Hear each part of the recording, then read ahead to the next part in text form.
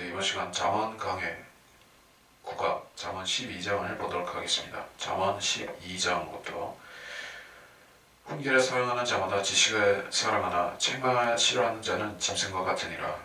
선한 사람은 주의 은총을 받으나 악을 꾀하는 사람은 주께서 정죄하시리라. 사람이 악으로는 굳게 서지 못할 것이나 의로운 자의 뿌리는 요동치 아니하리라. 현숙한 여인은 남편에게 멸류관이나 수치를 끼치는 여인은 그의 뼈를 썩게 함과 같으니라. 의로운 자의 생각들은 옳으나 악인의 조언들은 속이는 것이니라. 훈계를 사랑하는 자마다 지식을 사랑한다. 일반적인 세상 경험이나 또는 학문에서 정의하는 그런 지식을 초월하는 하나님께서 성경을 통해서 인간에게 제시하시는 하나님의 생각들, 그러한 지식들을 말하는 것이죠. 그래서 훈계인 것입니다. 그래서 바른 지식이라는 것은 바로잡음이 있어야 된다는 것이요. 성경은 여러 가지 목적으로 우리에게 인간에게 주어진 것이지만 그 중에서 이러한 것들, 바로잡음과 교훈과 책망을 위해서 그리고 또 교리를 위해서 주어진 것이죠. 그래서 이것들 자체가 우리에게 지식이라는 것입니다.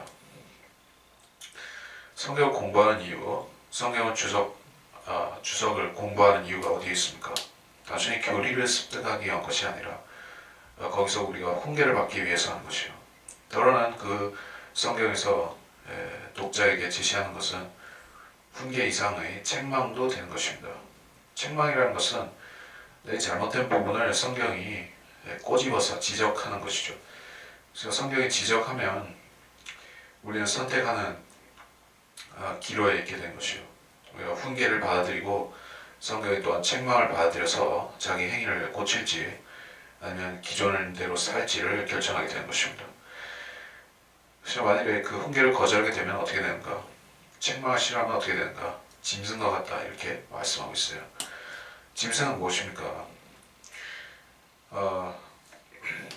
매를 대야지만 훈련을 시키고 주인의 명령을 따르게 만들 수가 있죠. 짐승은 말로 설득해서 그 훈련을 시킬 수가 사실은 없습니다.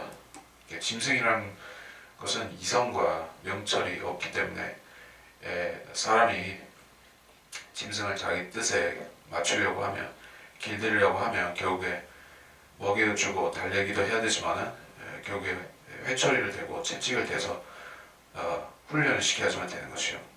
짐승이라는 것은 이제 말로 통하지 않는다는 것이요. 하나님께서 성경 말씀을 통해서 말로 우리한테 교훈을 주시죠. 우리가 말씀의 교훈을 받아들이지 않으면 하나님께서 우리에게 말 이상의 채찍을 대실 수밖에 없다. 그래서 성도에게 있어서는 징계요, 믿지 않는 불신자들에게 있어서는 그것이 심판과 정죄로 다가온 것입니다. 2절, 선한 사람은 주의 은총을 받고 악을 꾀하는 사람은 정죄하신다. 선한 사람이다, 선하다 이렇게 말할 때 이것은 하나님의 의에 해당하는 것이 아닙니다. 구약의 의인이라든지 또는 선인이라든지 이런 것은 양심적으로 산다는 의미도 되고 또 율법 준수, 계명을 지킨다는 것이요. 그렇게 하는 사람이 선한 사람이고 하나님 말씀을 따르지 않는 사람, 계명을 무시한 사람이 악한 사람이라는 것이요. 성경에서 선인과 악인에 대해서 내리는 정의는 그러합니다. 세상에서 내리는 정의하고는 조금 다를 수가 있죠.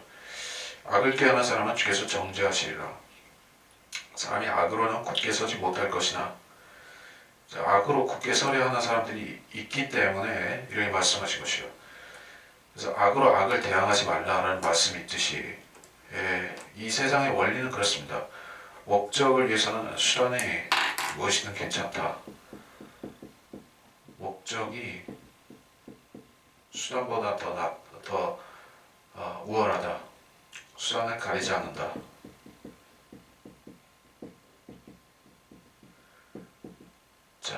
수단을 완전히 가리지 않는다면 그것은 그 인간이라고 말할 수가 없겠죠.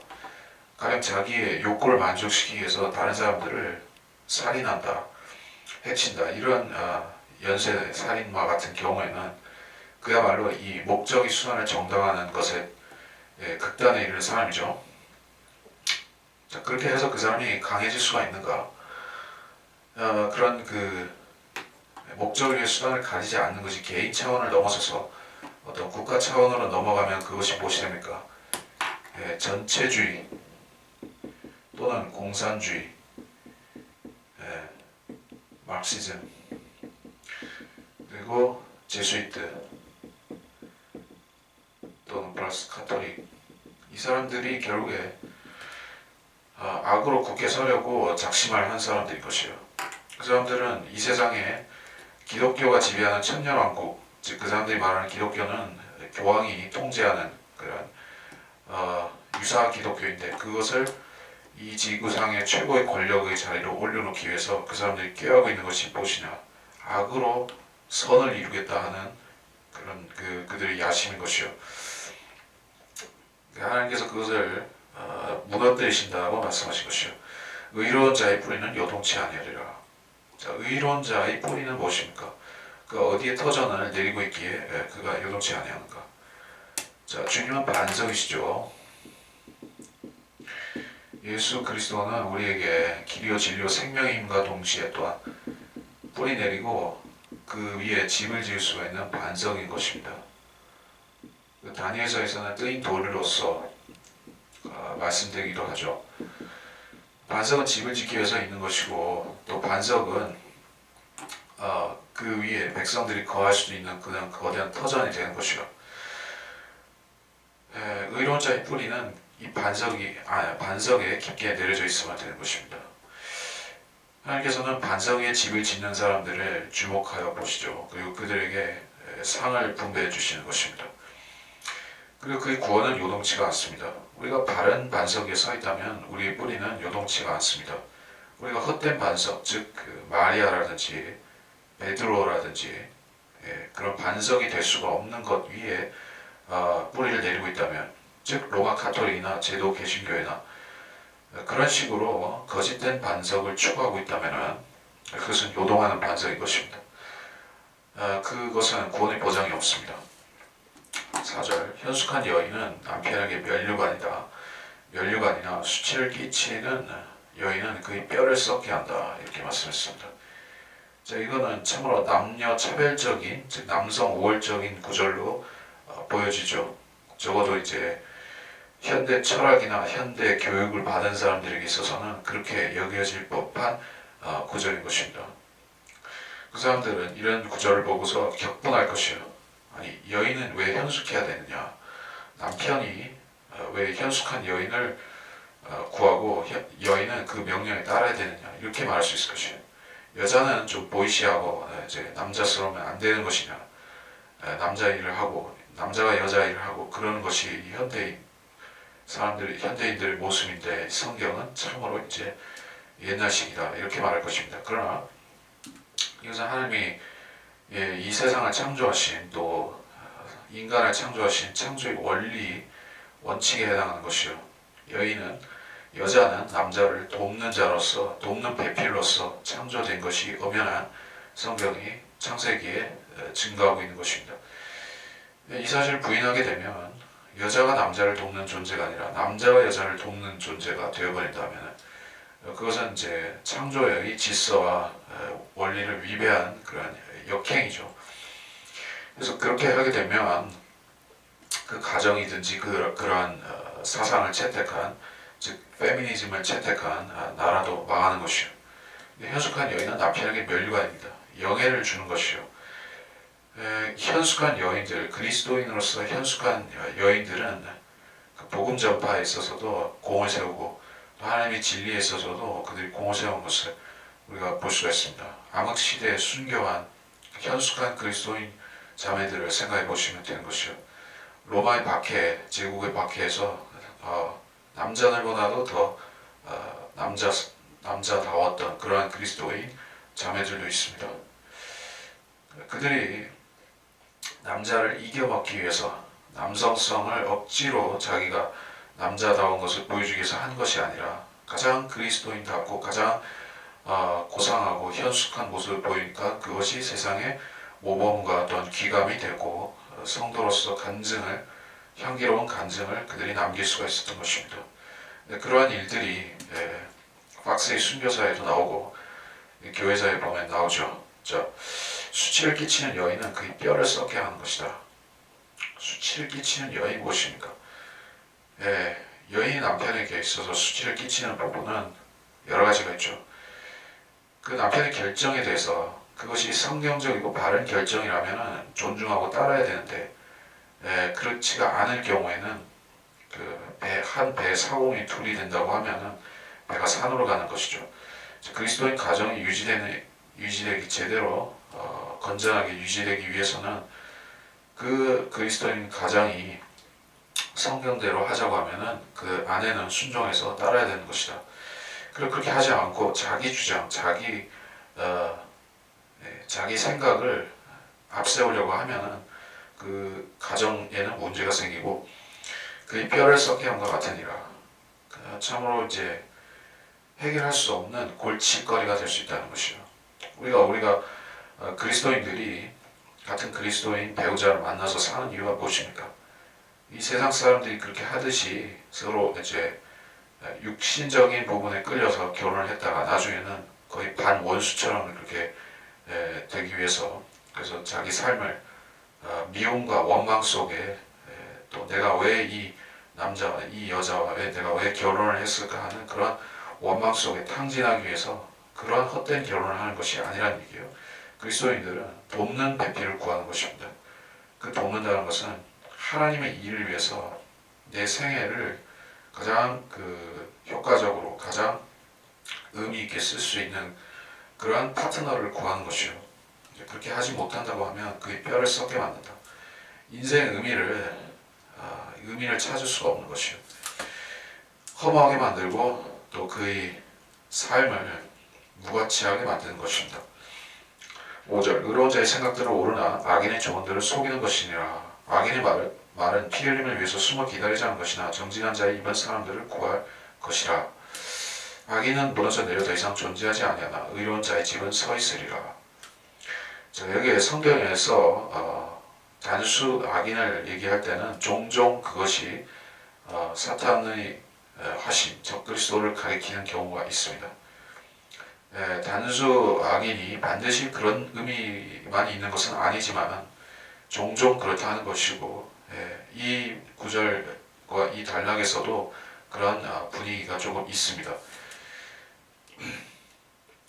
자, 의로운 자의 생각들, 악인의 조언들. 자, 악인의 조언들은 무엇입니까?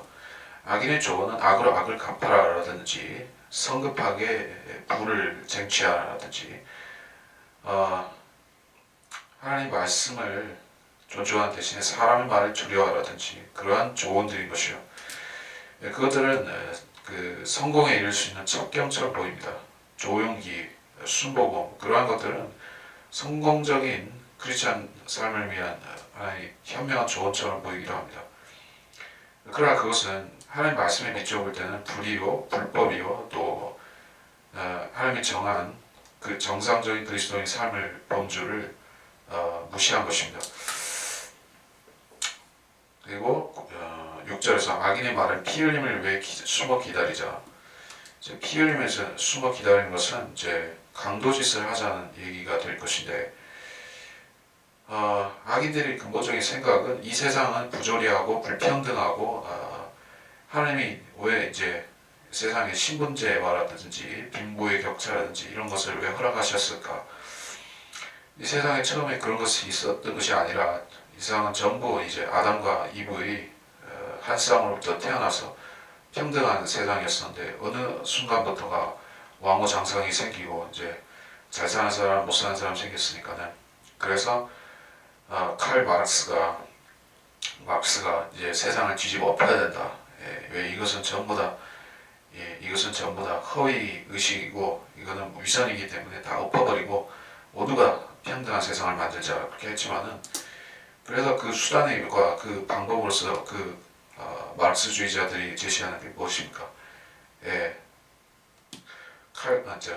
낫과 망치를 들고 일어서서 세상을 때려엎고 부자들을 때려 죽여라. 칼로 찔러라.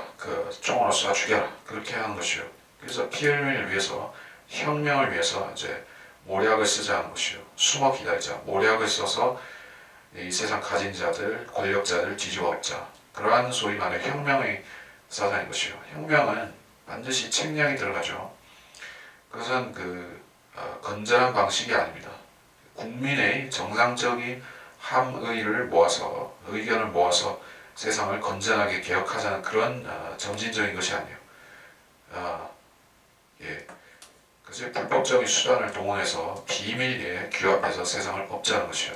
그 마치 우리나라에서도 그런 사례가 있죠. 이석기라는 그런 한국의 제도 정치권에서는 최대의 사건이죠. 이제 RO라는 것을 만들어서 레볼루셔너리 오거니제이션 혁명 조직을 만들어서 이 한국이라는 나라를 급진좌경으로 통일시키는 그러한 폭력혁명을 구상했었던 사람들이 감옥에 갔죠. 자, 그런 식이에요. 악인들의 생각은 항상 거기에 매여 있습니다. 그들은 입으로는 평화를 지금 문재인이라는 사람이 하는 것처럼 항시 평화를 이야기를 합니다. 그러나 그들이 속에는 무엇이 있느냐? 피 흘림을 위해서 숨어 기다리자. 협잡과 음모와 살인이 그 사람들이 마음속에는 들끓고 있다는 것이에요. 그거를 누가 캐치해낼 수가 있습니까? 세상 사람들은 그 사람들이 TV 화면 앞에 나와서 빵긋빵긋 웃는 것만 보고 저 사람 착하고 선한 사람이야 그렇게 생각하지만은 우리가 성경으로 보면 그 사람들이 속이 다 보이는 것이요. 정직한 자의 입은 사람들을 구할 것이라. 정직한 자의 입은 사람들을 구할 것이라. 7절 악인은 무너져 내려 존재하지 않나 의로운 자의 집은 서 있다.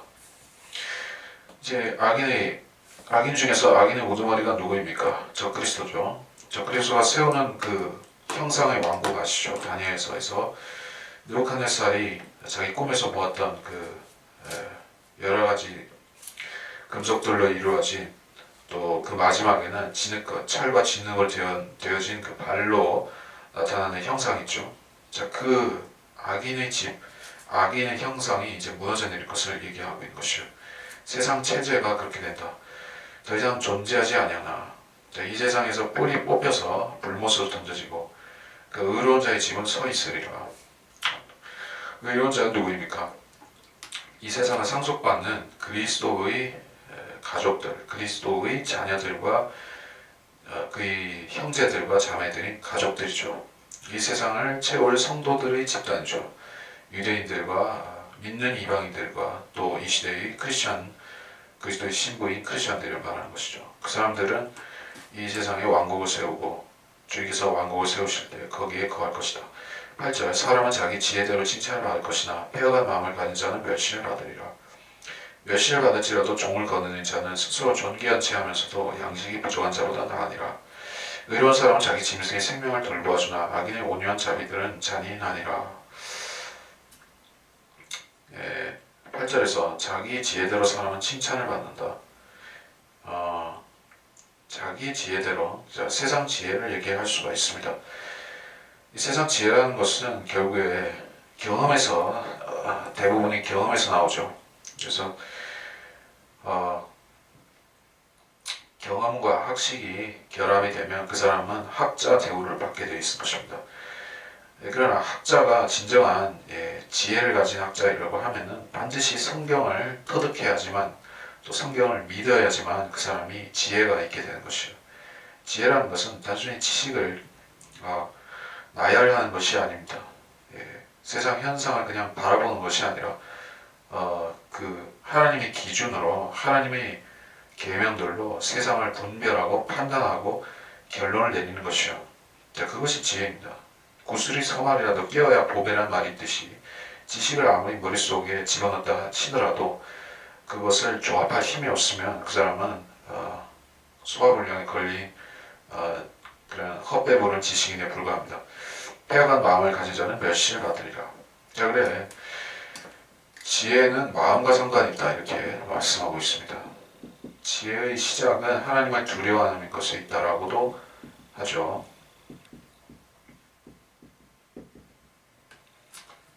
제가 일일이 창조구절을 인용하자면 시간이 걸리니까 그렇지만은 지혜의 시작 한번 찾아볼까요?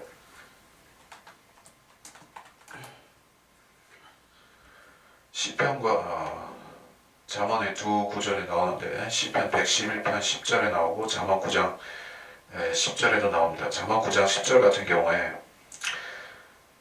주를 두려워하는 것이 지혜의 시작이요 거룩한 이에 대한 지식은 명찰이니라 이렇게 얘기하고 있습니다. 지혜가 주를 두려워하는 것이다 이렇게 말씀한 것은 이렇게도 이야기할 수 있습니다. 하나님의 말씀을 두려워하고 하나님의 말씀을 순종하고 하나님 말씀을 믿는 사람이 지혜로운 사람이다. 그것이 지혜로운 사람의 출발 지점이다 라고 하는 것입니다. 하나님 말씀이 없으면 그 사람은 지혜가 없다는 얘기와 같습니다. 소크라테스의 지혜, 플라톤의 지혜, 아리스토텔레스의 지혜, 현대 철학자들의 지혜, 이런 지혜들과 성경의 지혜가 갖는 근본적인 차이점을 알아야 되는 것이요. 서양 사람들의 지혜는 현세에만 국한되어 있습니다. 그것도 아주 말초적인 현세의 일부에만 국한되어 있습니다. 그 사람들, 즉 그 철학자들은 사람의 혼에 대해서 전혀 규명할 수가 없습니다. 혼이 무엇인지도 모르고 혼이 어디서 와서 어디로 가는지 혼이 왜 지옥에 가는 그런 것도 전혀 지식이 없습니다. 그런 것을 지혜라고 말할 수 있겠습니까? 세상에 대해서 아무리 빠삭하게 안다고 할지라도 지식이 많다 할지라도 그 기본이 없으면 그 사람은 헛개비와 같은 지식을 가진 것이요 머릿속에 공상만 꽉 찬 헛된 지식입니다. 그래서 폐역한 마음을 가진 자는 멸시를 받으리라. 자, 그 하나님을 두려워하는 지식과 그 태도는 우리한테 무엇을 가져오는가? 우리에게 건전한 마음, 우리에게 절제된 마음, 또 순종하는 마음, 또 우리에게 겸손한 마음을 가져다 주는 것이요. 폐역한 마음은 교만한 마음인데 하나님 말씀을 두려워하지 않기 때문에 사람이 폐역한 즉 교만한 마음으로 가는 것이요. 9절 멸시를 받을지라도 종을 거느린 자가 스스로 존귀한 채 하면서도 양식이 부족한 자보다 나으니라. 이것은 좀 어려운 그런 말씀이죠. 이게 무슨 말입니까? 종을 거느린 자 멸시를 받는다. 그러나 종을 거느린다. 이것은 특정 어떤 상황을 상정해 볼 때 이해가 빠른 말씀이 되겠죠. 왜 멸시를 받을까요? 왜 멸시를 받을까요? 그 사람이 뭐 행실이 잘못됐거나 뭔가 그 사람이 그럴 만한 일을 했기에 멸시를 받는다고 봐야겠죠. 그래서 불의한 청직이라든지 또는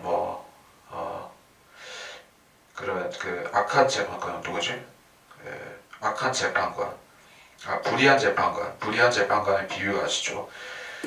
그것이 아마 복음서 중에 불의한 재판관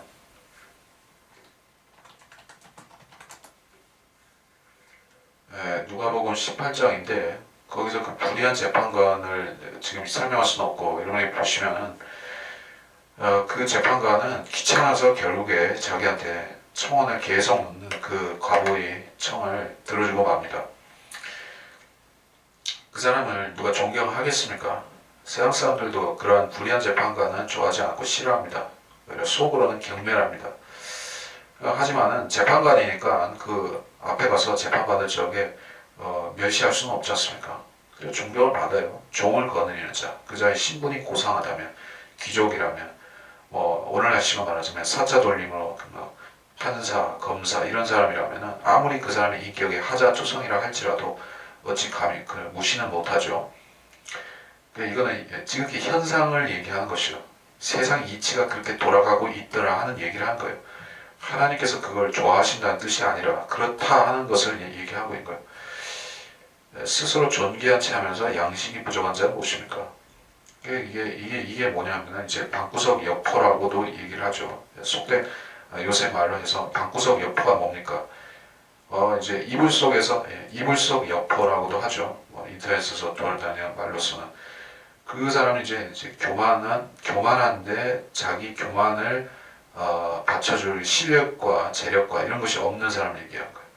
자기 생각 속에서 이미 자신은 이미 이 나라의 대통령이나 수상이 되어 있는 사람이에요. 근데 그 처지를 보면은 완전히 아무 개뿔도 없는 사람이 있어요. 근데 속으로는 내가 이제 이 나라의 재상이다 이런 식으로 생각하는 게. 자, 그리스도인은 헛된 생각을 품고 자기가 무엇이든 된 것처럼 생각하면 안 되는 것이에요. 마틴 루터 같은 사람은 어떻습니까? 그 사람이 처음부터 과연 내가 이제 이 세상을 뒤집어 엎을 그런 그리스도인 역군이 되리라, 위대한 종교개혁의 첫삽을 뜨는 그런 사람이 되리라고 결심하고 작심하고 그 95개조 반박문 그렇게 글을 붙이는 것이 그런 거창한 결심을 하고 한 거 아니죠? 그 사람은 불의를 보고서 이거는 참을 수가 없다 해서 자기 양심을 위해서 자기 신앙을 위해서 처음 그렇게 한 것이지, 내가 이렇게 해가지고 위대한 종교개혁자가 될 거야 라는 어떤 공명심, 명예심을 가지고 한 것이 아닙니다. 자, 그런 교훈을 우리가 여기 이 구절에서 주는 것이요. 스스로 존귀한 채 하면서도, 존귀한 사람은 상관없어요. 사람들이 이미 존경하는 사람이라면 상관없지만은 내가 그 터무니없는 야심을 품고서 내 처지가 미약함에도 불구하고 과장하는 자 되지 말자 하는 것이요. 자, 그리스도인들은 그런 유혹에 빠질 수가 있죠. 그러니까 내가 실력은 누구보다 낫기 때문에, 성경을 보는 실력은 누구보다 낫다 이렇게 생각하면서 세상에 나보다 잘난 성경 교사가 없다 이렇게 생각하는 사람은 시험에 빠지는 것이요. 그러니까 저는 성경을 가르치고 여러분에게 이 성경 강의를 통해서 교만을 심어주려고 하는 것이 아닙니다. 스스로 존귀한 채 하면서 양식이 부족한 그런 자들을 양산하는, 저희 헛배 부른 사람들을 양산하는 성경 공부를 추구하지 않습니다. 여러분이 성경 공부를 통해서 더 하나님 말씀 안에서 겸손하고 낮아지고 자기 분수를 깨닫고 또 자기에게 주시는 하나님 소명을 낮은 위치에서 깨달아서 작은 것부터 실천하고 작은 것부터 나서는 그런 사람들이 되기를 바라서 이 성경 공부를 한 것이죠. 10절, 의로운 사람은 자기 짐승의 생명을 돌봐준다. 자, 이거는 무슨 얘기입니까? 자기 짐승은 자기 수하에 있는 부하들, 자기 부하 직원들 또는 부하 병졸들 이런 식으로도 치환해서 얘기를 할 수가 있습니다. 하여간에 자기 소속에 있는 자기 하급 짐승이나 사람이나 그런 자기 권속들을 잘 돌봐주는 사람은 의로운 사람이다 이렇게 얘기한 것이요. 그러나 악인의 온유한 자비들은 잔인하니라. 악인은 어떤 사람이냐? 자기 부하들조차도 매정하게 버리는 그런 사람들이죠. 이를테면 마피아 보시면은, 여러분이 예전에 그 대부라는 영화 보시면 아시죠? 이 배신과 배반이 수시로 난무하는 것이요. 어제의 충성된 부하가 갑자기 뒤통수를 치는 일이 비일비재한 것이요. 그것이 조폭의 세계, 마피아의 세계라는 거예요. 의리가 없습니다. 소위 말해서 한국의 조폭들도 마찬가지라고 하죠. 영화에서는 의리를 내세우지만은 실제 현실에서 보면 조폭들도 수시로 뒤통수를 치는 것이에요. 그것이 인간들의 실상입니다. 그래서 악인은 온유한 자비들은 잔인하니라. 자기가 돌봐줘야 할 사람들도 매정하고 잔인하게 대하는 것이 악인들의 실상입니다. 그러나 의로운 사람들, 자, 이를테면 비교급으로 얘기하자면 그렇습니다. 징기스칸 같은 잔인무도한 그런 철권 독재자, 또 정복자인 그 사람도 자기 부하들한테는 끔찍하게 해줬습니다. 예, 자기 짐승들도 물론 잘해줬습니다. 자, 나치스에서 또 그런 그런 관료들이 있었죠. 히물러라고 했었던가, 아니면 게링은 아니고 히물러였던 것 같은데, 하인리 히물러 같은 사람, 그 SS 지휘자였었죠. 그리고 아무튼 자기 애완견이라든 세파트 이런 그 자기 애완동물은 지극히 끔찍하게 잘해줬습니다. 근데 그런 사람이 종족 말살, 유대인 말살하는 데 있어서는 거침이 없었던 것이요. 이게 모순이죠. 그 사람은 의로운 사람이 아니었음에도 자기 짐승의 생명을 돌봐주었습니다. 그러니까 10절에서 말씀하는 것은 일반적으로 그렇다라는 얘기지, 간혹 이 세상에는 이 범주를 벗어나는 변종 괴물들도 있습니다. 11절, 자기의 토지를 경작하는 자는 빵으로 만족하겠으나 헛된 사람들 따르는 자는 명철이 없느니라. 악인은 악한 사람들이 이익을 바라나 의로운 자의 뿌리는 열매를 내느니라. 11절 자기의 토지를 경작하는 자. 뭐라고 할까? 이웃이 밭을 사면 논을 사면 뭐 배가 아프다. 이웃 사촌이 밭 사면 배가 아프다. 뭐 이런 심보. 그게 좀 놀부심보라고 하는 것이에요. 그래서 자기 일에 신경 안 쓰고 옆에 집 농사가 잘 되나 안 되나 그것만 더 신경을 쓰는 사람도 있어요. 나보다 잘 되면 배가 아프니까. 그러한 심리를 얘기한 거예요. 자기 토지를 경작하는 자는 빵으로 만족한다. 그리스도인들의 삶도 이런 식입니다. 비교하는 것은 일단 좋지 않습니다. 나보다 더 잘 나가는 그리스도인, 하나님께서 나보다 더 복 주셔서 또 나보다 더 좋은 여건에서 하나님 섬길 수 있도록 해주시는 사람에 대해서 내가 불평하고 불만한다면 그것은 이제 헛된 사람들 따르는 자들이 된다. 즉 헛바람이 들어서 저 공명심을 자극하는 자들 있죠. 이단 종파들에 속한 자들. 그래서 그런 사람들에게 가가지고 교만한 사람들 틈에 어울린다는 것이요. 그 자기 토지를 경작하는 자는 또 자기 가정을 잘 일구고 돌보고 또 자기 생활을 그리스도 안에서 잘 경작하는 사람. 자기 토지는 그런 의미로도 적용할 수 있죠. 자기 생활을 건전하게 그리스도 안에서 살아가는 사람들은 자기 빵으로 만족한다. 자기 삶에서 나오는 하나님이 주시는 소산들 있죠. 그것으로 자족하면서 살 수 있다는 것이요. 다른 사람에게 의탁하고 살지 않아도 되는 것입니다. 사역자라고 할 때는 반드시 양들을 통해서 자기 필요를 충족하면서 사역을 할 수 있지만 일반적으로 말해서 그리스도인들은 다른 사람들에게 의탁해서 도움을 받고 사는 처지가 되면 안 좋죠. 오히려 그 사람이 사도 바울도 그런 취지로 이야기를 했었지만은 다른 사람을 도울 수 있도록 자기 자생할 수 있도록 살아야 되는 것이요. 헛된 사람을 따르는 자들, 그 실력도 안 되는 사람에게 난 참으로 똑똑하고 훌륭하고 실력 있다 이렇게 해서 꼬드기는 것이요. 너는 우리하고 어울리면은 너는 이제 한 자리 할 수 있다. 이런 식으로 해서 이단이 사람들을 부추기는 거예요.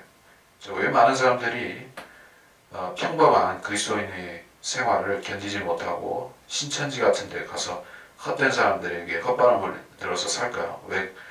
그 사람들은 평범한 사람이 아니라 위대한 사람 될 수 있다고 사람들에게 우리한테 속해서 우리하고 어울리면 위대한 사람 되게 해주겠다. 14만 4천 되게 해주겠다.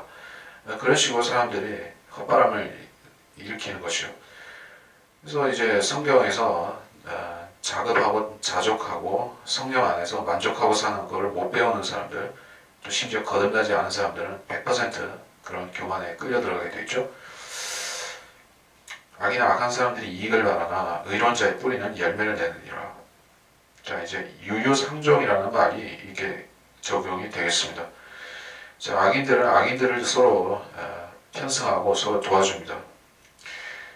페미니스트와 LGBT라고 해야 되나? 성소수자라고 스스로를 부르는 소위 말해서 변태들, 호모들, 소돔마이트들, 그러한 사람들은 서로 두루 손을 잡습니다. 사실 페미니즘하고 동성애하고 서로 친구가 될 이유는 딱히 없는데 그렇게 합니다. 왜 그렇게 하느냐? 자기들이 득세해야지, 이쪽이 득세해야지 다른 악한 자들도 같이 득세해서 세상을 말아먹기 때문에 그렇게 하는 거예요. 그들의 공통된 적은 성경적 기독교이기 때문에 그렇게 하는 것입니다. 공산주의자들과 페미니스트들과 동성애자들이 이해관계가 일치하는 부분이 하나 있으니 그것은 바로 그리스도인들을 대항하는 부분에서 그렇게 한 거예요. 그래서 그 자들이 다 죄인이고 서로 대항하는 화목하지 못하는 악인들임에도 불구하고 그리스도인을 대적할 때는 하나가 되는 것이에요. 그러나 의로운 자의 뿌리는 열매를 내느니라. 자, 그리스도인들의 삶은 악한 자들의 삶이 헛된 연대, 연합, 우리가 이제 에큐메니칼 이런 식으로 불의한 연합을 추구하지만 의로운 자들, 그리스도인들은 한 군데 뿌리를 내고 이리저리 옮겨 다니지 않습니다. 그리스도 안에 우리가 뿌리를 내렸으면 거기서 성령의 열매를 내게 되죠. 구령의 열매, 또 지식의 열매를 내게 되죠. 13절 악인의 입술을 죄가로 올무에 걸리나 의인은 고난에서 벗어나리라. 사람은 입의 열매로 인해 좋은 것으로 만족하겠으나 사람의 손의 보응은 그에게로 되돌아올 것이라. 어리석은 자의 행위가 자신의 눈에는 오르나 조언에 경청한 자는 현명하니라.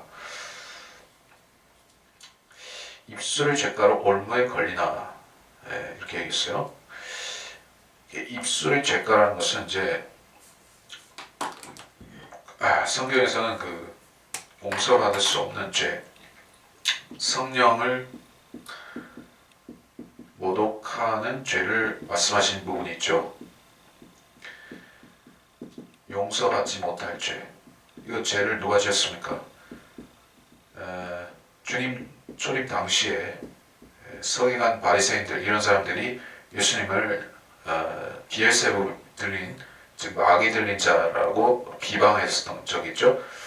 그런 자들이 주님을 이제 주님을 단순히 사입이라고 그렇게 비난하는 정도를 넘어서서 완전히 마귀 들린 마귀 선지자라고 비난을 하니까 그때 주님께서 너희가 나를 모독하는 것은 이제 자칫 잘못하면은 성령을 모독하는 죄가 될 수 있다, 이렇게 얘기를 하셨던 것이요. 그런 죄 같은 경우에 그 사람들이, 그 바리새인들이 입으로 지었던 죄죠. 자기들이 혀로 범죄했기 때문에 입술의 죄가로 스스로 올무에 걸린 것이요. 자기가 구원받을 수 있는, 회개할 수 있는 기회를 그 헛소리로 인해서, 그 잘못된 비방으로 인해서 걷어차버린 것이요. 올무에 걸렸죠. 그러나 의인은 고난에서 벗어나리라. 의인, 욥과 같은 사람. 욥도 사실은 극한의 상황에까지 몰렸을 때 하나님을 조금 원망하는 말도 했었습니다. 조금이 아니라 상당히 했죠. 그러나 그는 모독까지, 그 바리새인들의 수준까지 가지는 않았습니다. 그는 자기 처지를 한탄하면서 주님께서 도와주시지 않는 부분에 대해서 원망을 했었지만, 그렇다고 해서 하나님의 인격을 의심하고 하나님의 인격을 모독한다든지 비난한다든지 이런 식으로 가진 않았습니다. 그래서 그는 하나님께서 그를 회복시켜 주실 때 자기가 잘못한 부분을 회개하면서 또 고난에서 벗어나서 결국 하나님께서 그의 재물도 회복시키고 자녀들은 부활시키는 그러한 해피엔딩으로 갈 수가 있었던 것이요. 그리스도인들도 여기서 교훈을 얻어야 되겠죠. 입술로 범죄하는 것은 우리가 하나님 앞에 우리의 상과 우리의 복을 이 생에서든 저 생에서든 우리가 받을 수 있는 목들을 차버리는 행위가 될 수 있기 때문에 우리는 특히 어떤 그 하나님 말씀에 대해서 논할 때 나의 생각하고 어떤 성경의 구절하고 뭔가 안 맞는다고 해서 그에 대해서 하나님께 불평불만하는 것을 조심해야 된다. 14절, 사람은 입의 열매로 좋은 것을 만족한다. 이거 13절과 같은 취지로 역시 말씀이 있습니다. 그 사람의 입술의 열매는 그 사람의 인생에 결과물을 가져온다는 것이요. 사람의 손의 보응은 그에게로 돌아올 것이다. 입술로 짓는 열매나 손으로 짓는 열매나 결국에는 그 사람이 다 먹고 그 사람의 생애를 그 열매가 채우게 된다는 것이요. 그래서 율법 안에서는 이것이 구원까지 좌우할 수가 있는 문제이지만은 우리한테는 구원까지 좌우하지 않다 할지라도 잘못될 경우 우리가 잘못된 말과 잘못된 행실로 인해서 하나님의 징계가 임할 수 있죠. 그것은 항상 조심해야 되는 것입니다. 15절, 어리석은 자의 행위가 자신을 낸 오르나 조언에 경청한 자 현명하니라. 어리석은 자의 분노는 즉시 나타나나 총명한 사람은 치욕을 덮느니라. 진리를 말하는 자는 의를 나타내나 거짓 증인은 속이느니라. 칼로 찌르듯이 말하는 것도 있으나 현명한 자의 혀는 병을 고치느니라. 진실한 입술은 영원히 설 것이나 거짓말하는 혀는 순간 뿐이니라. 악을 꾀하는 자의 마음속에는 기만이 있으나 화평을 도모하는 자들에게는 기쁨이 있느니라. 15절에서 어리석은 자의 행위가 자신의 눈에는 옳다. 자신의 눈에는 옳다. 구원을 받지 못한 사람들은 자기 행위가 자기 선과 악의 기준이죠. 내가 착한 일을 하는 것이 이 세상에서 자기가 잘 사는, 최고로 선하고 착하게 사는 사람의 표준이라고 생각하는 것이요. 단순합니다. 거듭나지 못한 사람들의 생각은 한마디로 자기 두뇌가 이 우주에서 선과 악의 기준이요 표준이 됩니다. 그래서 자기가 생각하는 선은 어느 정도 착하게 사는 것을 말하는 거예요. 그러나 어리석은 자의 행위가 선한 행위일지라도, 자기 눈에 옳은 어떤 행위일지라도, 그래서 하나님께서 보실 때에는 이미 지옥에 들어가기에 합당한 저주받는 죄인의 행위에 불과합니다. 하나님의 조언은 무엇입니까? 어리석은 자의 행위를 중단하고 하나님 말씀대로 예수 그리스도의 의를 받아들이고 거듭나고 또 성경대로 믿고 거듭나라는 것이요. 그것이 하나님의 조언입니다. 거기에 경청하는 사람은 현명하지만 경청하지 않으면 그 사람은 계속해서 자연인이요 어리석은 자로 남아있는 것이다. 17절 진리를 말하는 자는 의를 나타내고 거짓 증인은 속인다. 진리를 말하는 자, 하나님 말씀 자체가 진리 말씀이죠. 진리 말씀은 기본적으로 사람을 거룩하고 의롭게 만드는 의의 말씀인 것이요. 하나님 말씀을 통해서 하나님 말씀을 믿고 전파하고 하나님 말씀을 터득하고 그러한 전 과정에서 우리가 1차적으로 우리가 받아야 되는 은혜가 있으니 그것은 바로 하나님의 의가, 이 말씀 안에 있는 의가 우리한테 전가되는 것이요. 물론 하나님의 의는 예수 그리스도를 통해서 그의 피 흘리심을 통해서 우리한테 전가가 되었죠. 그러나 저는 말씀의 물로 씻는 것을 말하는 것이요. 말씀의 물, 씻는다. 주님께서는 발을 씻는 것과 몸 전체를 씻는 것의 차이점을 말씀하시면서, 이제 목욕을 한 사람은 이제 다시 목욕할 필요 없고 발만 씻으면 된다, 이렇게 또 말씀하셨던 것이요. 하나님의 말씀은 우리 혼을 씻고 우리 마음을 씻는 것이요. 그래서 진리를 말하는 자는 의를 나타내나, 하나님의 의가 이 성경을 믿는 사람이, 성경대로 믿는 사람이 성경을 진리 말씀을 전파하면 그것은 그 사람의 의가 되는 것이요. 의를 나타내나, 하나님의 의가 나타나나 거짓 증인은 속이느니라.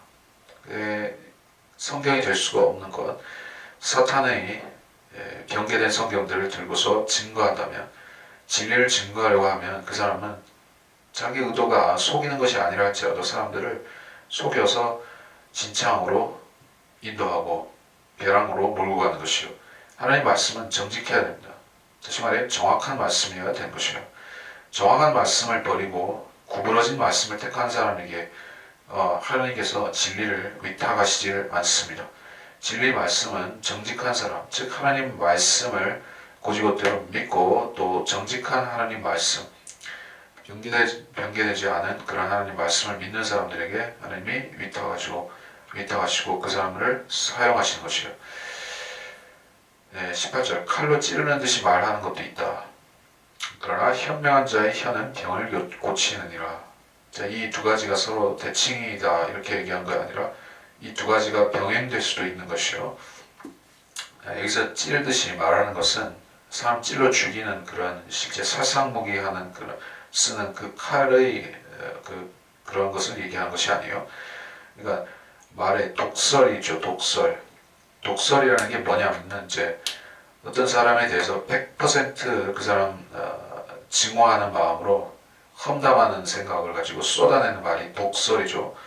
예수님은 이 지상에서 자신을 방해하고 자신을 모독하는 그러한 악한 종교인들에 대해서 너희 독사의 자식들아, 너희 마귀 자식들 이렇게 얘기를 하셨지만은 그것은 독설은 아니었습니다. 독설은 순수한 증오로만 얘기를 하는 것이요. 그러나 주님께서는 1%, 1만의 가능성이라도 그 사람들이 회개할 수 있도록 여지를 두고 말씀한 거예요. 자기 분수를 알아야 되니까, 자기가 마귀 자식인 줄 알아야 되니까 분수를 좀 알라고 얘기를 하신 부분이 있습니다. 즉 의식 칼로 찌르듯이 말하는 거예요. 자, 그리스도인 목회자들, 그리스도인 설교자들은 이런 요령을 잘 터득해서 현명한 말을 해야 되는 것이요. 설교는 칼로 찌르듯이 말하는 그런 경우가 있습니다. 항상 그렇게 해서는 안 되겠지만, 항상 찔러서는 안 되고 감싸줄 때도 있지만은 필요한 부분에서는 찔러야 되는 것이요. 양심을 찔러야 되고 마음의 폐부를 찔러서 그 사람이 회개에 이를 수 있도록 강하게 얘기하는 것입니다. 물론 여기서 말씀하는 칼이라는 것은 하나님 말씀의 칼이죠. 히브리서에서 말씀하는 하나님 말씀은 날카로운 양날 가진 칼과 같아서 혼과 영, 관절과 골수를 찌르고 가르고 마음의 생각들과 의도들을 판별한다 라고 했었던 그 칼 같은 말씀인 것이요. 현명한 자의 혀는 병을 고치느니라. 자, 하나님 말씀을 능수능란하게 적절하게 사용할 수 있는 그런 현명한 사람의 혀, 설교자의 혀, 성경 교사의 혀, 그 혀는 무엇을 고친다? 병을 고친다라고 했습니다. 하나님 말씀이 육체적인 병을 물론 고쳐줄 수도 있지만은 여기서 병을 고친다고 했을 때 이것은 꼭 그런 의미만 되는 것은 아니죠. 우리 인생에서 가장 중요한 또 고침 받아야만 되는 병이 무엇입니까? 인생의 병 중에서 제일 지독한 병은 죽음에 이르는 병, 곧 죄이죠. 죄의 문제. 이 병을 고치기 위해서는 다른 약 처방은 소용이 없는 것이요. 한 가지만 소용이 있습니다. 한 가지. 하나님 말씀이 칼처럼 그 사람에게 들어가서 찔러서 혼과 영, 관절과 골수를 찔러 가르는 그 치료만이 낫게 해줄 수가 있게요. 그 죽음에 이르는 병, 죄와 사망의 병, 그거 고치는 것은 현명한 자의 혀, 하나님 말씀으로 지혜롭게 말하는 그 사람, 설교자의 혀만이 그것을 할 수가 있는 것이다. 우매한 사람, 제도 목사는 그런 것을 못하지만 지혜를 깨친 성경대로 믿는 사람의 혀는 그것을 할 수 있다. 19절 진실한 입술은 영원히 서지만 서질 것이나 거짓말하는 혀는 순간뿐이니라. 악을 꾀하는 자의 마음속에는 기만이 있으나 화평을 도모한 자들에게는 기쁨이 있느니라. 그 진실은 영원하지만 거짓은 일시적이다. 임시방편적이다. 그런 얘기가 되겠죠. 이것을 조금 이해가 쉽게 얘기를 하자면은 성경을 계속해서 고치는 이유가 무엇입니까? 왜 개혁이 나오고 개혁 개정이 나오고 개혁 개정이 또 개정이 되고 개정해서 또 개정하고 하는 이유가 무엇이겠습니까? 왜 NIV가 나오고 NASV가 나오고 또 계속해서 현대역본들 나와야 됩니까? 한 가지 가지고 사람들이 이게 잘 안 속으니까는 더 교묘하게 속이려고 하는 것이요. 더 교묘하게 속이고 더 사람들에게 사기를 잘 치기 위해서 마귀가 계속해서 하나님의 말씀을 변개시키는 것이죠. 이게 거짓말하는 혀입니다. 거짓 성경을 가지고 거짓말하는 거짓 목사들의 혀가 사람들을 영구히 속일 수는 없는 노릇입니다. 심지어 수십 년 속일 수도 없습니다. 사람의 행실은 그 시대가 조만간에 평가해주고 어떤 거짓 목사의 거짓 목회는 시대가 조만간에 그거를 드러내버린 것이요. 천년 만년 가는 그러한 거짓 목사 없습니다. 이를테면 빌리 그레함 있죠. 빌리 그레함이 처음부터 사기치는 줄 알았겠습니까? 그 사람의 진정성이 다 있는 줄 알았죠. 그 신실하고 헌신된 복음주의 설교자로 생각하고 사람들이 존경하고 심지어 롤모델로 삼고 그렇게 따라갔던 복음주의 사역자들 많이 있었죠. 그런데 결국에 어떻게 됐습니까? 그 자가 자기 실체를 자기 스스로 폭로를 해버렸어요. 카톨릭의 친카톨릭의 입장으로 사람들을 속여왔다는 것을 다 이게 자기 행실과 말들 가지고 행적을 가지고 다 발각을 시켜버렸습니다. 그러니까는 결국 드러난다는 것이에요. 몇 년 지나면 드러나고 10년, 20년 지나면 가짜는 다 가짜로 드러납니다. 예, 그래서 거짓말을 하는 현 순간뿐이니라 순간을 모면하기 위해서 거짓 위에 거짓을 쌓는 거짓 목사들이 말을 들을 것이 아니라 에, 좀 천천히 간다 할지라도 이렇게 사람들을 급히 선동하는 말이 아니라 할지라도 너무 답답해 보인다 할지라도 정직하고 순수한 하나님의 진리의 말씀, 한글 킹제임스 성경의 말씀, 바른 세대주의 진리 지식의 말씀을 가지고 공부하고 믿는 사람은 영원한 지식이고 그 사람이 나타내는 지식들은 유효기간이 끝없이 가는 것입니다. 우리는 수시로 말 바꿀 필요가 없습니다. 거짓 목사들이 하듯이 예수님 오래 오실 겁니다 한데 내년으로 바뀌고 내후년으로 바뀌고 무엇이 이렇게 바뀔 필요 없습니다.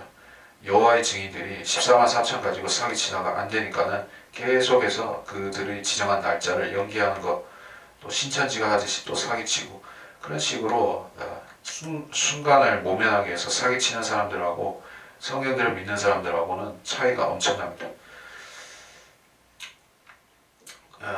20절 악을 꾀하는 자의 마음속에는 기만이 있으나 화평을 도모하는 자들이 기쁨이 있느니라.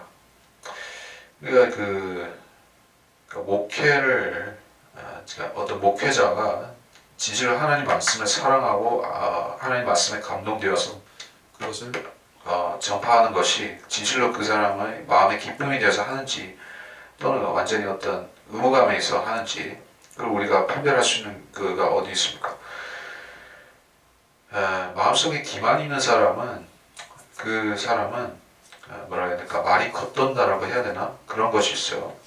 생각 따로 혀 따로 돌아가는 것이요. 마음하고 말하고 일치시켜서 거의 99% 일치시켜서 말하는 사람도 있고 또 어떤 사람은 마음속에는 구렁이 한 10마리쯤 담아놓고 입으로는 미사여고 아름답게 이야기하는 사람이 있습니다. 여러분 그런 설교자들 많이 보시죠. 짝퉁 성경대로 믿는 가짜 목사들도 많이 그런 사람들이 있습니다.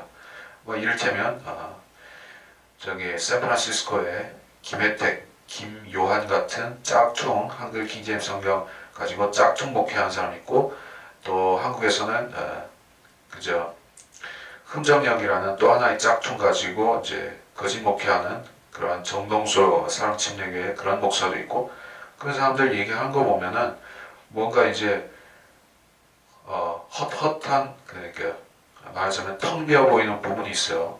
그래서 허수아비가 떠들어대는 것 같은 느낌이 들죠. 그러니까 저는 듭니다. 왜 그러냐 하면은 사람들 속에는 다른 생각이 있어요. 이제 우리 성경에 많이 팔려야지 내가 이제 교회 이제 해먹고 살 수 있는데 내 교회 건물 짓기 위해서 이제 교인들한테 돈 받으려고 하는데 이거 거쳐야지 내가 건물 짓는데 이런 생각들로 꽉 차 있는 것이요. 세상 걱정, 근심, 나의 출세, 부귀, 영달, 교회 좀 크게 키워가지고 장사해 먹자 이런 생각들로 꽉 차 있는 것이요. 조용기 같은 사람이 이 한국 기독교에 미친 영향이 바로 그것에 있는 것이요. 큰 교회 짓고 큰 목회하고 크게 성공한 그런 사역하자라고 사람들 계속해서 큰 거로 이끌어들이죠. 저 같은 사람은 저를 개인적으로 성경 교사로서 인정하는 어떤 일부의 형제는 있을지언정 저를 어떤 성경 교사로서나 지도자로서 추종하는 사람은 없습니다. 없어요. 저는 온라인에 설교를 올리고 성경 강의를 올리고 그렇게 제가 지속적으로 하지만서도 그렇다고 해서 제가 뭐 조회수를 이제 10배, 20배 됐으면 좋겠다 뭐 그런 생각은 잘 안 합니다. 소수히 보는 사람은 계속 있을 것이요. 그리고 저는 이제 소수의 사람일지언정 그 사람들이 마음을 변화시키고 그 사람들이 성경을 보는 관점을 하나님의 관점으로 바꿔놓고 그렇게 할 수 있으면 저는 매우 만족하는 것이요. 그런 사람들 가운데서 루터 같은 사람이 나오면 참 다행이죠. 저 나올 수도 있다고 생각을 합니다. 소수의 진실된 바이블 빌리버들이 탄생할 수 있으면 저는 그것으로 족합니다. 많은 사람들이 모여서 많은 사람들이 이제 공명심에 차서 큰 목회하겠다는 사람들이 이런 그 성경 강의를 들어서 무슨 의미가 있습니까? 이게 사람들 모으는데 전혀 도움이 안 되는데 자 그래서 계속 나아가겠습니다. 한 구절에 계속 머물면 안 되기 때문에 20절 악을 깨한 자의 마음속에 지금 했죠. 화평을 도모한 자들에게 기쁨이 있느니라. 자, 하나님 말씀을 내가 먹는 것도 기쁘고 가르치는 것도 기쁘고 예, 이 전 과정이 기뻐서 하는 것이면 문제가 없습니다. 설교를 억지로 하는 사람도 있어요. 목사들 중에서. 진짜 진정해서 우러나오질 않는데 목사를 하려니까 설교를 해야 되고 설교를 하려니까는 뭔가 설교문이 필요한데 진정성이 없으니까 뭘 만들 수가 없어요. 그러니까 계속해서 예화집 카피를 하고 돌려막기 식으로 이렇게 하는 것이요. 그럼 그만둬야죠. 근데 왜 안 그만둡니까? 먹고 살아야 되니까. 자, 그게 문제입니다. 21절 의인에게 아무리 해도 일어나지 아니하려니와 악인의 해악으로 가득 차리라. 거짓말하는 입술은 주께 가증한 것이나 진실하게 행하는 자들은 그의 기쁨이니라. 총명한 사람은 지식을 감추어두나 어리석은 자의 마음은 어리석음을 선포하느니라. 부지런한 자의 손은 다스릴 것이나 게으른 자는 조공을 바치게 되리라. 21절에서 아무런 해도 일어나지 아니하려니와 악인은 해악으로 가득 차리라. 예, 이건 일반 원칙입니다. 역시 예, 의인도 해를 받을 수가 있고 의인에게도 나쁜 일이 일어날 수가 있습니다. 그래서 이 일반적인 원칙을 얘기한 거예요. 일반적으로 우리가 성경들을 믿고 살면은 그 사람의 생애는 하나님이 복 주십니다. 어느 선까지 복 주시냐면 하나님께서 의도하시는 그에게 맡기시는 여러 가지 일들을 수행할 수 있도록 하나님께서 그의 삶을 평탄한 길로 인도를 하시는 것을 볼 수 있어요. 악을 선으로 바꿔서 그 사람이 고난을 통과할지라도 그 맡기신 일을 수행할 수 있도록 그에게 여건을 마련해 주십니다. 그러나 악인들은 도처의 함정이요 도처에 올무가 있어서 자기 목적지에 가기까지 무수한 허탕을 치고 무수한 그 실족을 경험하는 것이요. 그러니까 내가 잘못된 길을 간다라고 느끼기 전까지 계속 가는 것입니다. 이렇게 많은 사람들이 고난이 많으면 그리스도인인 줄 알아요. 예, 하나님이 부르시지 않은 무자격 목회자들, 하나님께서 쓰시지 않는 자들이 목회하겠다고 나서면 어떻게 됩니까? 이게 하나님께서 성령으로 이루셔야 되는 일을 인력으로 하려고 억지로 하려고 하면은 수많은 걸림돌에 걸려 넘어지죠. 예, 사람들을 매수해야 되죠. 또 이제 억지로 동원해야 되죠. 이제 억지로 하다 보면은 수많은 고초를 겪고 수많은 어려움에 닥치고 넘어지고 깨지고 하는 것이요. 그러면 그 사람들은 그 인본주의적인 목회관을 가진 사람들은 또 내가 많은 고난과 박해를 받으니까 이것은 하나님의 시련이다. 또 이렇게 합리화를 시킨다는 얘기예요. 그게 악화와 양화를 구축하는 식으로 결국에는 더 깊이 광신적으로 자기 합리화에 빠져드는 것입니다. 그런 사람들이 있습니다. 자, 그렇게 되지 않기 위해서 우리는 이 원칙을 명심해야 되는 거예요. 하나님께서 나를 어떤 설교자라든지 거리설교자라든지 구령자라든지 성경교사라든지 각종 일들을 어떤 사람에게 허락하시고 그러한 사역들을 그에게 맡기셨다고 하면 그 길은 확실한 보장 안에서 하나님께서 안정적으로 수행할 수 있도록 그 사람을 붙들어 주십니다. 그래서 생활 면에서는 고난이 있을지라도 그 사역에 있어서는 하나님께서 보존해 주시고 막히지 않게끔 이끌어 주시는 것을 볼 수가 있다. 그리고 악인들은 두서없이 하기 때문에 이제 좌충우돌 하다가 교회 문 이제 수틀리면 그냥 교회 문 닫아버리고 자기 따르던 사람들도 헌신짝처럼 버리고 가버리고 그렇게 합니다. 그 흥정역의 정동수라는 사람도 자기가 기분 내키는 대로 교회에 차였다가 그 잘 안 되니까 문을 닫았다가 그러다가 또 이제 또 교회 문 열고 뻔뻔스럽게 교회 한다고 하죠. 그런 사람들이 한둘이 아니에요. 그 사람들에게서는 교인들은 자기를 빛내주는 액세서리 장신구 같은 존재에 불과합니다. 그러니까 교회 닫았다가 열었다가 닫았다가 열었다 무슨 엘리베이터 같이 그렇게 멋대로 이렇게 닫았다 열었다 하지만은 그거는 하나님 뜻대로 하는 목회가 아니고 하나님 뜻대로 하는 사역이 절대로 될 수가 없습니다. 하나님의 사역은 지속적으로 합니다. 하나님께서 끝내라고 하실 때까지 계속 갑니다. 그게 성경대로 믿는 사람의 사역입니다. 그래서 시간이 계속 한 22절 거짓말하는 입술은 주께 가증한 것이나 진실되게 행하는 자들은 그의 기쁨이니라. 이게 거짓말하는 입술, 일시적으로 모면하기 위해서 하는 거짓말들이 있죠. 하나님 말씀에 대해서 하는 거짓말들이 있죠. 그런 거짓말들 중에서 특히 가증스러운 거짓말은 하나님 말씀을 바꾸는 거짓말입니다.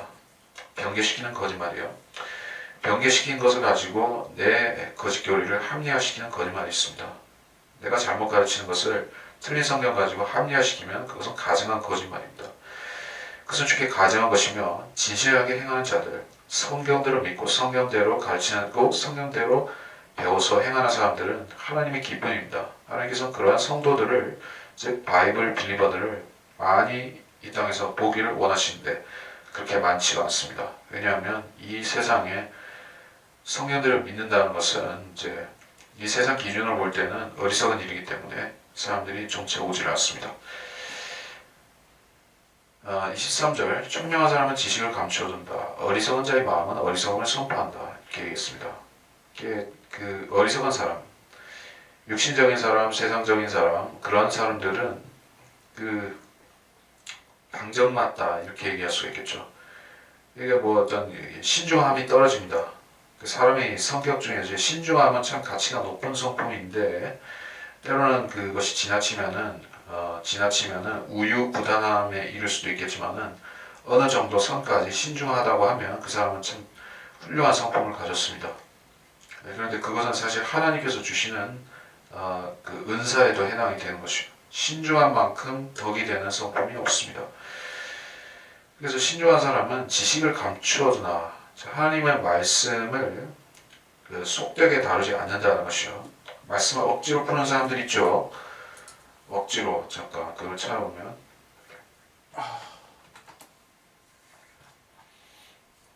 베드로후서 3장 16절 그의 모든 편지에서도 이런 것에 관하여 말하고 있으나 그 가운데는 깨닫기 어려운 것이 들어있어 무식한 자들과 경고하지 못한 자들이 다른 성경들처럼 억지로 풀다가 스스로 멸망에 이르니라.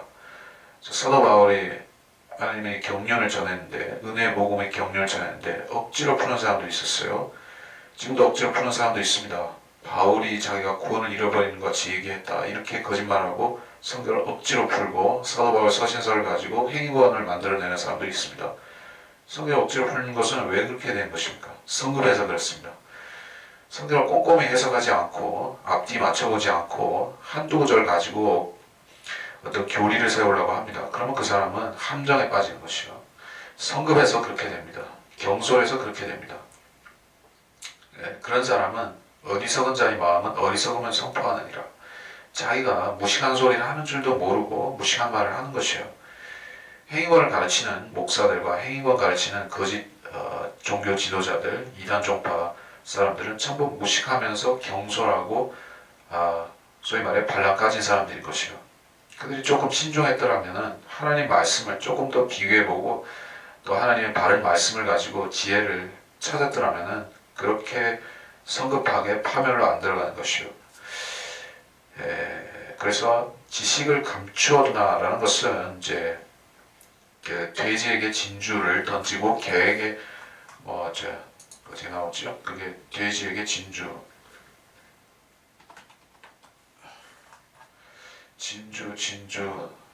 네. 어디니까 마태복음 7장 6절에 거룩한 것을 개들에게 주지 말고 너희의 진주를 돼지들 앞에 던지지 말라. 그들이 그것들을 발로 밟고 다시 돌아서서 너희를 찢을까 함이라. 이런 말씀이 있어요. 여기서 거룩한 것은 주로 하나님의 그 말씀과 관련된 것들을 말하는데 하나님 말씀 자체도 해당되는 거죠. 말씀을 우리가 전파하는 건 참 좋고 선한 일입니다. 우리가 악한 사람이든 선한 사람이든 착한 사람이든 못된 사람이든 그 사람들 앞에 하나님 말씀 제시하고 복음도 제시하고 권면하고 가르치고 그렇게 하는 거예요. 근데 개들에게 주지 말고 돼지 앞에 던지지 말라고 이게 무엇입니까? 이제 받을 자세가 된 사람이 있고 안 된 사람이 있습니다. 말씀을 듣기도 전에 욕하고 비난하고 모독한 사람도 있어요. 어떤 사람은 그렇게 하고 또 어떤 사람은 일단 들어보겠다고 합니다. 그 사람마다 태도가 틀립니다. 그래서 그런 그 짐승과 같은 돼지와 같고 개와 같은 말씀을 받기도 전에 이빨을 드러내고 비난하는 사람들이 있어요. 그런 사람들에게 우리가 지식을 남발할 필요 없는 것이요. 하나님 말씀의 권위를 인정하지 않는 사람 앞에서 천마디 백마디 해봐야 소용이 없습니다. 성경을 믿지도 않는 사람 앞에 가서 천년왕국이 어떻고 재림이 어떻고 환란전 휴거가 어떻고 뭐 그렇게 장시간 얘기할 수가 없을 뿐더러 얘기한다 해도 소득이 없습니다. 소득이 없어요. 특히 그리스도인 복음 설교자가 믿지 않는 청중들 앞에서 어려운 성경 교리를 가지고 길게 얘기할 필요가 없죠. 왜냐하면 어차피 그 사람들은 안 믿기 때문에 복음을 믿고 예수 그리스도를 영접하지 않은 이상에는 그 모든 이야기는 쓸데가 없습니다. 그래서 개에게 그런 걸 주지 마. 개과 돼지 얘기가 거기서 나온 거예요. 네. 부지런한 자의 손은 24절에서 부지런한 자의 손은 다스릴 것이나 게으른 자는 조공을 바치게 되리라. 이것도 사회적인 역사적인 현상을 얘기하는 것이요. 부지런한 자의 손은 다스린다. 게으른 자는 조공을 바친다.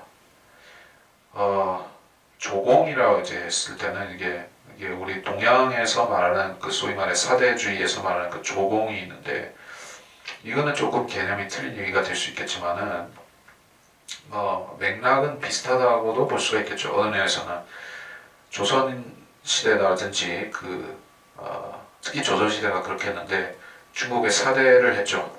조공을 바치고 뭐 그렇게 했습니다. 게을러서 그렇게 한 것입니까?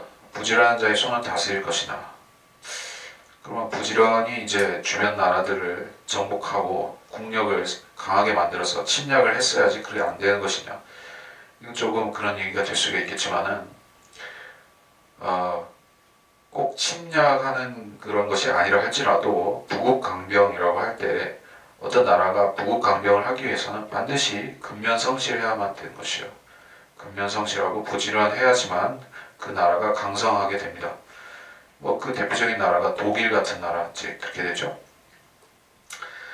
자, 물론 독일이 너무 부지런을 떨어가지고 결국엔 나치즘 하다가 엄청난 참화를 겪기도 했었지만은 너무 잘난 맛에, 자기 잘난 맛에 우리는 너무 성실한 민족이야. 그러니까 이 세계에서 으뜸이 돼야 되지 않겠어?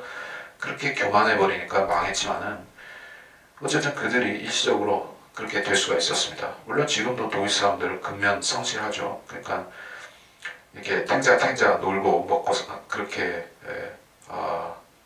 자기 배짱이처럼 사는 그런 남유럽 사람들보다는 잘 살고 있죠.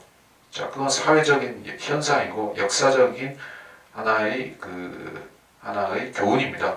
그렇죠? 하나님께서 부지런한 사람들에게 잘 살 수 있는 기회를 주시고 게으른 사람들에게는 기회 안 주시는 것이죠. 이 사회를, 이 국가를 부지런한 사람으로 채우는 체제가 좋은 거 아니겠습니까? 자본주의라는 것은 무엇이냐면요. 자기 노력과 자기 흘린 땀으로 성공할 수 있다라는 것이요. 그리고 물론 그 자본주의라는 시스템 안에도 불평등과 어떤 선천적으로 극복 못하는 어떤 소위 말해 벽이 존재합니다. 갈등 요소들이 있어요. 그러나 근본적으로 누구든지 노력해서 성공해라 하는 주의이죠. 자본주의라는 것이. 그 반면에 봉건주의라든지 어떤 농노제 그런 전 근대적인 사회는 노력해도 너는 안 되라는 것이요. 노력해도 너는 성공할 수 없어. 왜냐하면 신분이 이렇기 때문에 이렇게 얘기한 거예요. 그리고 공산주의 사회는 또 무엇입니까? 너는 노력하지 마. 너는 너한테 맡겨진 그 몫만 철저히 완수하면 돼. 너는 협동 농장에서 내가 할 몫만 하면 되지. 쓸데없이 남들보다 뛰어나려고 하지 마라. 뭐 이런 식이에요. 모두가 게으름뱅이가 돼서 효율성과 생산성을 떨어뜨리고 그 사회나 그 국가와 문명은 퇴보하게 만드는 거예요. 그러니까는 이제 볼셰비키 공산주의가 또는 모택동 공산주의가 그러니까 효율성이 안 돼가지고 다 이렇게 도태되고 망하고 그렇게 됐던 거 아니겠습니까? 자, 이게 사회적인 현상 아니겠어요? 하나님께서 세상에서 성공하는 사람이나 성공하는 나라는 반드시 그들의 남들보다 성실하게 사는 그 원천을 가지고 성공하게 하신 것이요. 25절 사람의 마음속의 근심은 의기소침하게 만드나 선한 말은 마음을 기쁘게 하느니라. 의로운 자는 자기 이웃보다 훌륭하나 악의 행실은 그들을 미혹하느니라. 게으른 사람은 사냥에서 잡은 것을 굽지 아니하나 부지런한 사람의 재물은 귀중하니라. 의의 길에 생명이 있으니 그 길에는 사망이 없느니라. 25절에서 의기소침하게 만든다. 마음속의 근심은 의기소침하게 만든다. 여러 가지 상황에서 여러 가지에 적용될 수 있겠지만, 근심이라는 것은 이제 그리스도인에게 있어서 근심이라는 것은 그 사람의 육신적인 부분 때문에 주로 발생하죠. 의기소침하게 만드는 것은 주로 이제 재산이 어떤 외모라든지 소유라든지 그런 부분에서 근심이 오죠. 내가 남들보다 못하다 이런 부분에 대해서 내가 남들이 하는 것을 못하고 산다 이런 것에 대해서 사람은 계속해서 의기소침한 거예요. 남들과 비교하는 데서 오죠. 마음속의 근심이란 그렇습니다. 그러한 비교질, 남들과 비교해서 나는 이런 문제가 있고 나는 하자가 있고 나는 이제 2류고 3류고 이런 생각을 가지고 산다고 하면은, 자, 더군다나 그리스도인이라고 하면은 그런 근심은 분명히 잘못된 것입니다.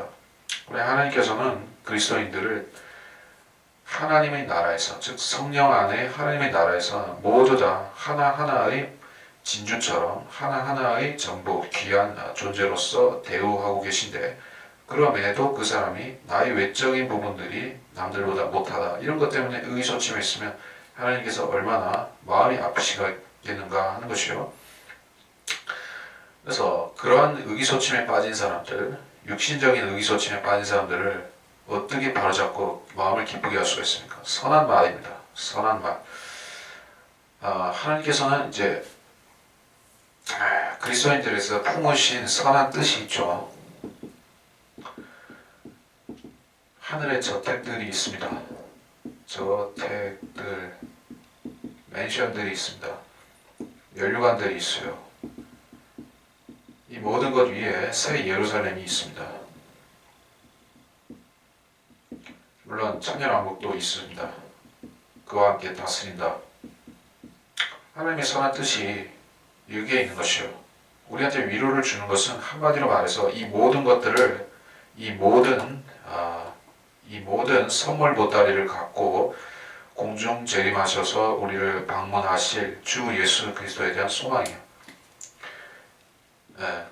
휴거에 대한 소망. 휴거의 소망은 우리한테, 우리의 마음에, 우리의 의기소침한 마음에 위로를 주고 기쁨을 준다 하는 것을 우리가 여기서 교훈으로 얻을 수가 있겠어요.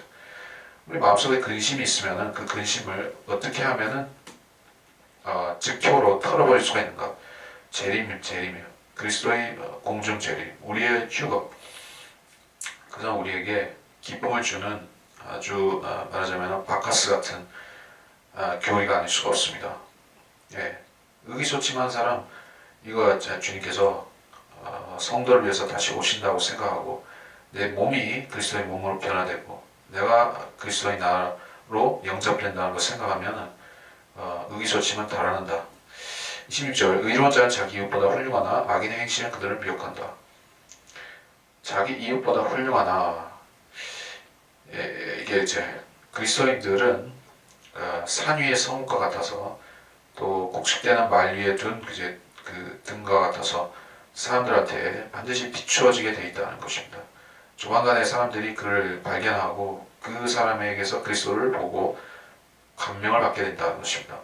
자기 이웃보다 훌륭하나 악의 행실은 그들을 미혹하느니라. 자, 그리스도인들이 간증에 조심해야 되는 이유가 무엇입니까? 자기 잘못된 행실로 많은 사람을 실족시킬 수 있기 때문에 그렇게 하는 것이죠. 그리스도인들은 세상으로부터 주목받을 수밖에 없고 하나님의 나라로부터 주목받고 또 천사들로부터 마귀들로부터 주목받는 존재입니다. 우리의 일거수일투족은 우리 자신의 이해관계에만 국한되는 것이 아니라 하나님의 나라에 상관이 있는 것이요.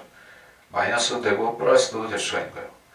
우리의 생각과 말과 행실들은 하나님의 나라에서 간증으로 남는 것입니다.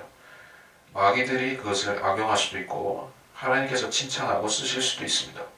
피터 락만 목사님의 그 자서전들, 폴컵이라든지 순회 설교자의 그런 회고록이라든지 하는 자서전들이 남기는 열매를 생각해 보면 되죠. 그 얼마나 많은 사람들에게 유익을 끼치는, 또 많은 사람들에게 기쁨과 덕을 주는 간증입니까? 그러나 악인의 행실은, 사람들은 악인을 비웃고 악인을 조롱하면서도 악인들의 그 누리는 것들을 부러워하고 따라가려고 하는 것이요, 그들을 미혹합니다. 27절, 게으른 사람은 사냥에서 잡은 것을 굽지 않는다. 이게 보세요. 부지런한 사람이 재물을 귀중하니라. 자, 이 게으른 사람들에게 하나님 말씀에 적용하자면 이렇게 어떻게 되겠습니까? 힘써서 하나님 말씀을 듣고 공부하고 터득해서 우리가 뭘 얻고자 하죠? 성도로서 하나님 말씀을 배우는 근본적인 이유가 무엇입니까? 노력해서 그걸 배워야 되는 이유가 뭐예요? 묵히지 않고 써먹기 위해서 이렇게 한 거예요. 잡았으면은 하나님의 싱싱한 말씀을 내가 내 마음판에 잡아 넣었으면은 이거를 가지고 활용을 해야죠. 말씀을 자기 안에 계속 쌓고 또 쌓아놓는, 곡식 창고에 곡식 쌓아놓듯이 쌓는 게 아닙니다. 쌓아놓았으면은 그걸 풀어가지고 사람들 배를 불려야지 되는 것이요. 우리 마음은 말씀이 들어오고 나가는 입출로가 되어야 되는 것이지, 들어오기만 하는 욕심쟁이 마음이 아니에요. 성경대로 믿는 사람들은 그런 사람들이요. 우리는 달라는 거머리 마인드를 가진 사람들이 아니라 받았으면은 세상에 말씀을 돌려주고 덕으로 갚는 사람들이에요. 사냥에서 잡았으면은 굽고 그 만찬을 차려서 세상 사람들한테 베풀어야 되죠. 말씀을 가지고 사람들을 배불러야 되고 또 지식을 가지고 사람들을 현명하게 해줘야 돼요. 그래 안 하면은 우리가 그리스도인 값어치를 못하는, 그 말하자면 버려진 소금과 맛을 잃은 소금과 같이 되는 것이요. 또 부지런한 사람은 재물을 귀중하니라. 말씀에 우리가 분배하는데 부지런한 사람, 말씀을 세상에 베푸는데 부지런한 사람은 우리의 말씀, 우리가 전파하는 말씀이 세상에 귀한 씨로 뿌려지는 것입니다. 눈물로 씨를 뿌리는 사람은 귀한 눈물로 씨를 뿌리고 귀한 단을 가져온다고 했듯이 우리의 재물은 귀중한 것이요, 하나님 말씀의 보안은 귀중한 것입니다. 28절, 의 길에 생명이 있으니 그 길에는 사망이 없느니라. 의 길은 예수님 그리스도죠. 예수 그리스도가 길이시고 또 길이신 예수 그리스도 안에 영생이죠. 그 길에는 사망이 없느니라. 자, 영적인 사망, 그렇습니다. 그러니까 궁극적으로 인간이 극복할 수 없고 육신 안에 있는 동안에는 계속해서 끌려다니는 부분이, 우리 몸은 죽을 수밖에 없다는 것이죠. 그러나 그리스도 안에 있으면 우리는 사망을 잊어버리고 사는 것이요. 왜냐하면 그리스도 안에는 사망이 없고 그분은 부활을 성취하셨기 때문에 그렇습니다. 부활하신 주님을 통해서 우리가 그분 안에 있는 생명을 우리가 함께 공유하게 된 것이요, 그 길에는 사망이 없습니다. 그리스도를 나의 구주, 나의 하나님으로 믿고 영접했다고 하면 예수 그리스도의 부활에 우리가 영적으로 함께 들어가서 동참하고 사는 것이요, 주님께서 우리 몸을 일으키시고 또 산채로 변화시키고 할 그 날이 오면은 우리는 참으로 그리스도 안에는 사망이 없다라고 고백을 할 수가 있는 것입니다. 우리가 의의 길이신 예수 그리스도 안에서 걷고 그 길을 통과하고 있다면은 거기에 기다리는 것이 영원한 생명이라는 것을 우리가 알 수가 있는 것입니다. 해서 제가 이제 잠언 12장을 마쳤습니다.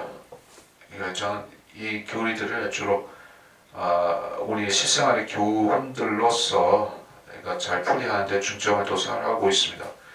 가끔 가다 보면은 잠언에서 예언적인 게 분명히 나오고 적그리스도라든지 대환란이라든지 그와 관련된 교리들이 종종 등장하기도 합니다. 그러나 대다수의 말씀들, 잠언의 말씀들은 교리보다는 오히려 우리 생활면의 교훈들을 더 많이 이야기를 하고 있습니다. 그래서 비중을 그쪽에 두는 것이요. 제가 다른 예언서, 다른 선지서라든지 다른 신약의 얘기할 때는 예언을 더 많이 다룹니다. 잠언은 그런 책은 아니기 때문에 교훈 위주로서 얘기를 하고 있습니다. 그래서 이번 시간 여기서 마치도록 하겠습니다.